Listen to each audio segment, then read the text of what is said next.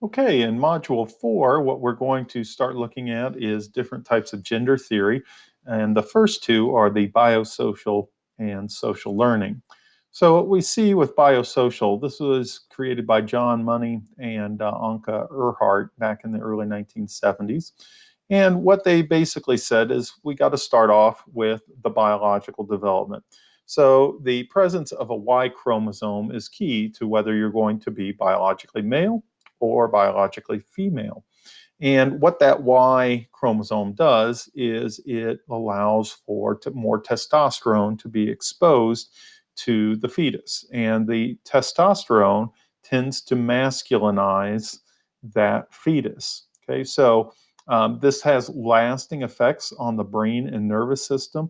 And it looks like it also has influences on sexual behavior, aggression, cognitive abilities. So even if you're a female, biologically, but have been exposed to more testosterone, you tend to have higher levels of aggressiveness than you would with females who have not been exposed to as much of that. So you have the biology, the bio part of the biosocial theory. And then, of course, you have social influences at birth, and that there is some social labeling and differential treatment of girls and boys that interact with these biological factors, and then they go on to steer development. Okay. They did say that they thought that there is a sensitive period, basically between about 18 months and 3 years of age, for the establishment of a gender identity. And that's when the label a society attaches to a child is most likely to stick during that particular behavior. And so this is next is just a graph of the biosocial theory where it starts off on your left-hand side with the biological inheritance of XX or XY, leaving they either having testes or ovaries, which is then the secretion of fetal hormones. If you have female genitalia, people will react to that, and the child reacts to themselves, forming their basic gender identity. And then you have the development of sex differences based on the brain and nervous system. All of that goes together to form your adult gender identity. Now, that's one approach. The other approach that we're talking about in this module is the social learning theory. Albert Bandura is one of them that talked about it, of the Bobo doll experiment fame that we've talked about earlier.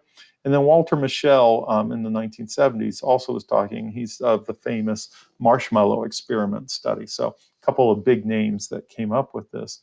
And he basically, these gentlemen said that children learn masculine and feminine identities, preferences, and behaviors in two different ways. One of those is through differential reinforcement. So children are encouraged and rewarded for sex appropriate behavior, and then they're punished for behaviors that are considered more appropriate for members of the other sex. As we said before in the previous module, fathers seem to differentiate the most in this. So maybe they go on a trip, they're bringing back the toys for their children, they get a doll for the girl, and they get a truck for the boy.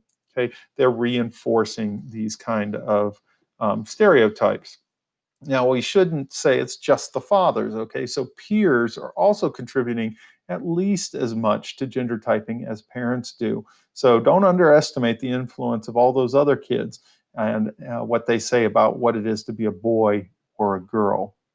And then the other thing, in addition to differential reinforcement, is observational learning. So, in other words, children are internalizing their parents' views as to what is appropriate for males and females.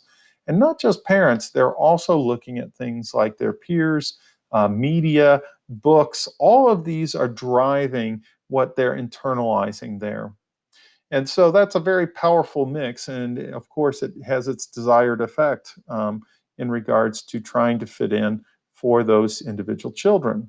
Now, one of the issues that they draw against the social learning theory is that the perspective may not put enough emphasis on what children themselves contribute to their own gender socialization. So it's not them just being passively acted upon, they are actively seeking it out because they've got in their society, most societies, how important gender is in the ways that people are defined and who you are.